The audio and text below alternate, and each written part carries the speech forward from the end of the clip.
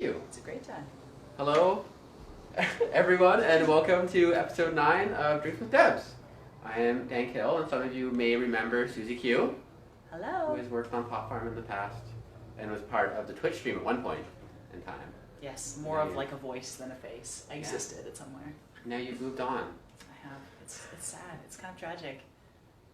We are going to be drinking a Pinot Noir Ooh. from Chile. Fabulous. I love Right? Chilean wine. Really? Yes, I do, You're especially. in for a treat then. 2015? That's a good year. Was it a good year? I think so. I think it was a pretty good I year. had a pretty good year. Yeah. How's the aroma? Thick. Real thick. Real thick. I can really smell the meadows and pastures of Chile. You getting a situation in your mind, a picture is brewing. Oaky, cool breezes, These are wine words. vines. Vines. I say oak. Oak? Yeah. Yeah. Yeah. Mm-hmm. Yeah. Okay. To Pot Farm? To Pot Farm.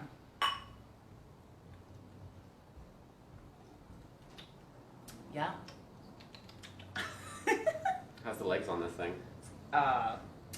Sturdy. Sturdy legs. This is good. I quite like this actually. We're probably doing nothing for these alcohol companies that I keep having on. My reviews are not very good. I'm sure they're fine. I mean, it's not like we're like, this is the worst wine of all the wines and don't buy this wine. Yeah. It's actually really nice. Palpable. Actually. Yes. It's pretty good. I'm a big fan. I'm a big fan of red wine, so. I'm a big fan of alcohol. Just across the board, In general? any and all. Yeah, anything that falls into that category. Yeah, grape juice, that is a little old. Grape Still juice good. that's just fermented just right. Just right. Been in the fridge for a little over a Hide that in year. the wall for a bit. throw it in Oh, the there damp we spot, go. Yep. Get some prison gruel. Make you go blind. That's treacherous. It's risky. That's risky. I don't know. All right. For those of the viewers that don't know, what do you do here at Eastside Games? That's a good question. Currently, I'm doing quality assurance for Grassroots. I kind of switch back and forth with a couple different games, but like Pot Farm Grassroots is like my main project that I'm working on. And previously, I was on the community team, and tragic. It was a time. No. It was such a good time. Feels like yesterday. I do miss it. I really do miss it. It was a really fun time. And yeah, and I also used to do moderating and kind of occasionally cameoing.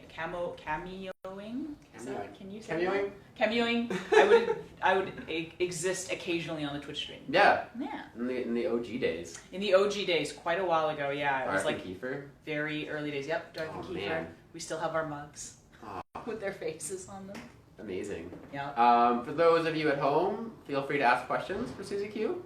Keep them related to her, not so much the game, because we have our weekly show every Tuesday at 4:20 where we discuss the game and everything's going on there. So if you want to know anything about Suzy here, feel free to ask.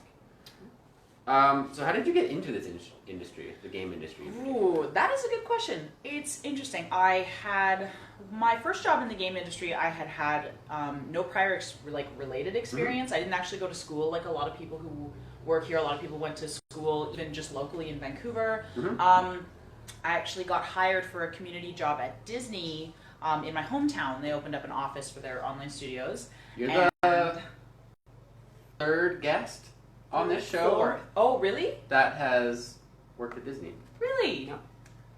I am the third of 4, I think, that work here that have worked at Disney. Yeah. Yeah. Ginger, Kiefer, you, and Helen, aka Orange Hair. Give me a second. Nope. I'll let you think about it. I said Ginger. No, yeah, I know. The other orange hair. Multiple redheads? Well, she chooses to be redhead. Oh. There you go. Okay. You got it. See, we're playing like a weird Guess Who where no one actually says anything out loud and we just kind of look at each other. And I was like, how did I not meet this other redhead in the studio? I know. It's Well, like, she also, her pseudonym she doesn't use super frequently. Yeah. So I don't think she'd be particularly concerned if I used her name because she's never ever on camera, but we'll keep it. What can you do? Yeah. Anyways, continue with your story. You worked at Yeah, Disney. so I worked at Disney and that was for about 4 years, I guess. And then I took a break and moved to Japan for a year, and that was really fun. And then came back and waitressed, and eventually saw this job posting. My friend had actually gotten hired here shortly before, and she recommended me, and I was lucky enough that Eastside was interested, and they brought me down, and I got the job and moved here, and it's awesome. Cool. Yeah. What did you do in Japan? Where did you work? Did you do issue at all? Our connection's been pretty good, actually. Okay. Looks like Ness is I could sending go- a message around, so... I could go off Wi-Fi and just do it. Oh, I think you're okay. Are we back? Oh, what? Oh, hi. It Miss yes? stopped saying weird things. So I Okay. think Cool. you're okay. Potentially we're good? Did anybody miss any of that? I don't know where we got lost. Oh. Japan. Japan. We'll talk about Japan for Japan was forever. great stuff. Oh yeah, we literally could talk about Yeah. Japan forever. Dank just recently went on a trip to Japan, and I was living vicariously through all of his pictures and Yeah. stories and all the cool stuff he brought back, and it was very exciting. I already want to go back really bad. And everyone I know this year is planning a trip, and I'm just like, no. Flights are cheap. They're cheap. They're really They're really reasonable. cheap right now. Yeah. Mhm. Yeah. I was surprised. If I had no other trips planned, it would be number one. To Japan. It's a commitment though. So. Okay. So yes, that's how I got here. Ta-da! And here you are. And here I am. So what is your day-to-day like here at the studio? What do you do? Ooh, that's a good question. It's definitely changed since I started. Like when I originally started, obviously, because I was on the community team, my work was considerably different. It was a lot of interacting with players, helping with problems. Now it's definitely shifted over to the development side, where I'm kind of the last bastion before content comes out and the players get to play with it. So I'm kind of the last one who gets to play and do all the checks and try to make sure that the entire game doesn't fall apart. And sometimes it's a lot of pressure, but I think it's really satisfying when you go through a nice clean pass and you find everything's looking nice and you see the new features come out and you're just like really excited for the players to play them. And so usually a day-to-day is you come in, you see what's ready to test, you test it, you talk about like scheduling and stuff and making sure that everything's kind of on track. And yeah, you schedule those launches and you get the content out. Cool. Mm-hmm. Do we have any questions rolling in? There is Or a comments? few. Mm-hmm. Fire away. Kendall Stewart says, love the moon shirt. Why, thank you. It's new. I Nice. bought it at Target. I went to the Oh. States recently, and they have a whole schwack of like Halloween-themed clothes. It's very witchy. It is, I yes, like it. and it's fall, and I'm just kind of fully embracing that like aesthetic right now. Well, he also wants to know what kind of music you like. Oh, good question. I feel like I sample a little of everything. I don't feel like I tend to, like, I don't have, like, one genre of music that, like, I'm 100% all in, like, love to pieces. I mean, I think the one genre that I would probably say I listen to the most of is just video game music. Yeah. Like, just soundtracks, music inspired by video games, remixes, chiptunes, like... That whole spectrum is so varied and deep and interesting and emotionally evoking. Yeah. But it's like it's awesome, right? And I like music that makes me feel things. And video game music surprisingly has been the most feely of all the music. It's nostalgic too. Yeah. Oh, Of the totally. past. Yeah. As kids of children, but video game kids. Yep. Video game kids for life. That is what we were. Yeah. The Final Fantasy VII always just. Oh my gosh. Yep. Any other questions? Yeah, Simone Alure wants to know what your favorite medium to work with is. So I'm assuming Ooh, art? technically or Technological? You are an artist. artistically? I feel You are like an it's artist. so hard. I feel like no artist ever wants to commit to the title. It feels like so much pressure. Yeah. Right? Like I know so many talented artists that looking at whatever I make or create, it's always hard to kind of own that label. But it's definitely something I like to do. Like I love to draw. It's mostly traditional media that I work in when it comes to art. So it's usually just pens and pencils and paper and markers and watercolor. You saw the Chronic Cat time lapse on the wall. It was all you. Spoilers, it was me. It's good though. Don't tell anybody it's a secret. Oh, I didn't know it was a secret. The secret's out. I don't know if it was I don't actually a even care. secret. I It's can't say. We had a few people ask. It really? And we told them. So Oh, it's okay, not that's secret. It's not a secret. It's Did I it's blow not it? a secret. Oh. I'm sorry. No, it was really fun though. I really liked it, and like Darth has definitely been like encouraging me to try more. So Yeah. there might be more. I don't know. We'll see. Bailey Johnson wants to know if you like Black Ops 3. Call of Duty, Blops. Gotta get COD that Blops. I like saying the title. COD Blops. A lot more. I honestly like. I like the innovations that come with each version of the game. I think it's got a really solid formula, and they really stick with it. Like they know shooting people, it's fun, people like it. And so they stick with it. But I like the idea. First. Shooting people, it's fun, they like it.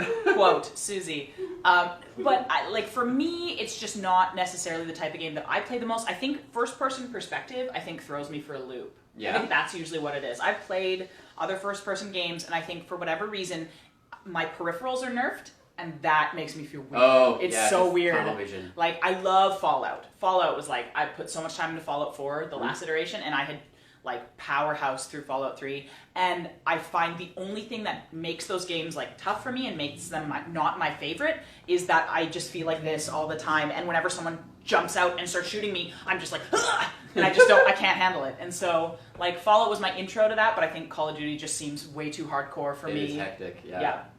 People who are good at it, though, it is impressive to watch them play and just know exactly how to move and shoot and aim and just, like, get the muscle memory. No scopes. Gotta have them. Gotta have them. It's very important. Dank, someone was making sure that you are legal drinking age, so let's just throw out that It's you a are good question. Dank, Baby face forever. Good God. internationally. Yeah, internationally Internationally, legal. I'm 26. Both of us. I can do many things legally. I am more than 26, so we're good.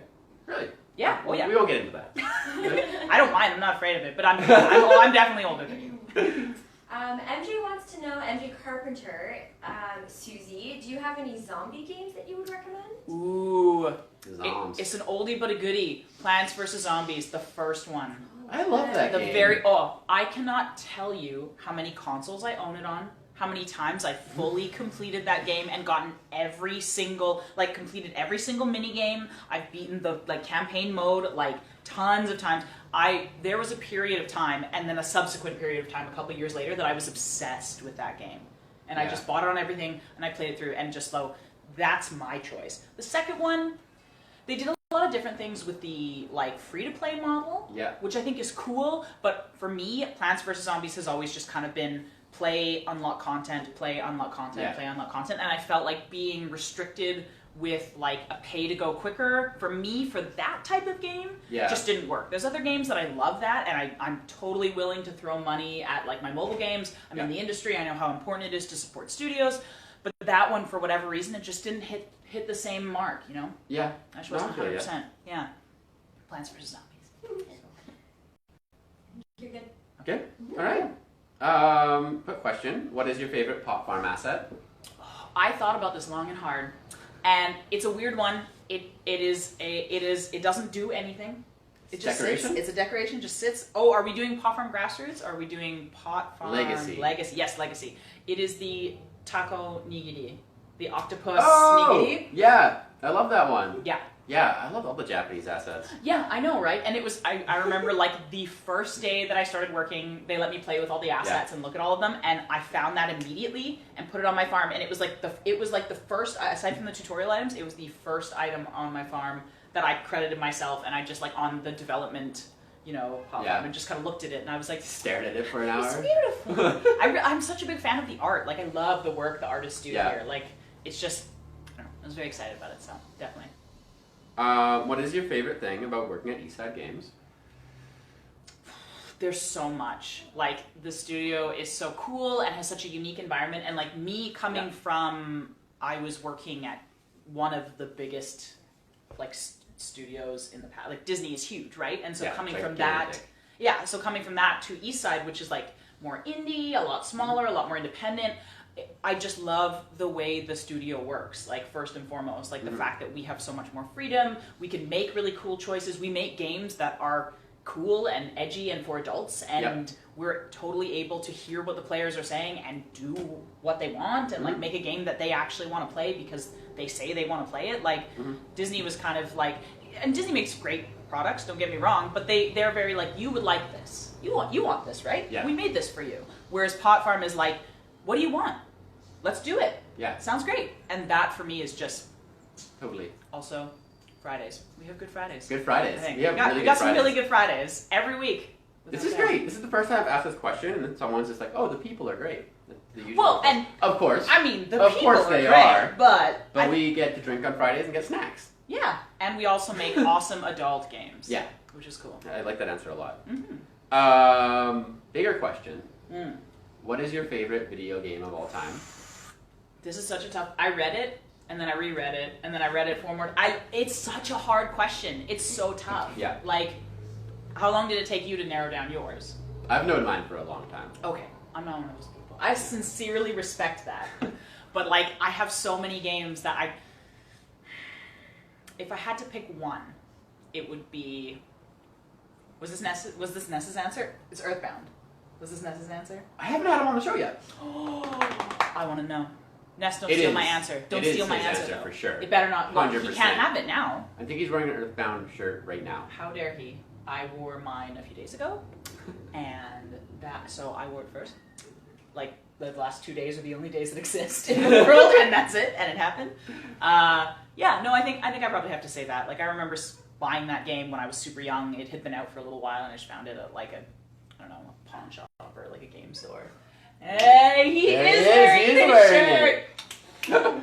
Side note, I also own that exact same shirt. So, Yeah? Yeah, I do. I totally do. Yeah, we can totally be matching. Yeah, no, I got it when I was a kid, and I don't know if any of you have experienced that game or know about the game, but it's just so filled with wonder and excitement, and it exists in like North America, pseudo North America, but the game is developed by people in Japan, and so their perspective of North America is so cool. It's so interesting. It's so unique, and it's really fun, and it's very fanciful, and there's also like monsters and like creatures and craziness, and like it's so wacky, and yeah, 100%. What's yours? Final Fantasy VII. I love Final Fantasy VII. It's just nostalgic. It's not a bad choice. It's always like it's in my brain forever. Yeah. I thought of a question Ooh. that I didn't screen for you. Okay. But I think it's a nice, important question.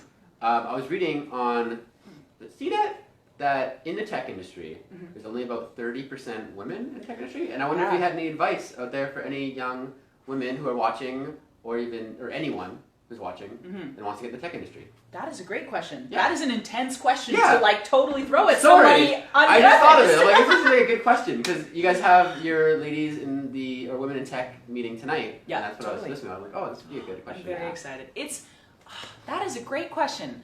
The immediate thing that comes to my mind is don't be afraid to go after the jobs. Like I don't know about other people and other women especially, but for me, like when I would look at job postings, I would be like, oh, like I don't know if I'm the most qualified for that, or like I don't know if that's something I could actually take on for myself, or I feel like I experience a lot of self-doubt, and it's not just because I'm that type of person. It's also because sometimes the industry doesn't always facilitate women in that same way that they facilitate men into getting jobs, and you see a lot more representation for men in the tech industry when you see people who are representing companies. You don't see nearly as many women being heads of companies speaking out about this type of thing, but they're there and they exist, and there's no reason why anyone wouldn't be able to do that. So I guess just totally like feel empowered to do it, and know that the industry is changing and moving closer to that equality, and the best thing you can do to help with that is to be a part of it and just to be in it, right? Yeah.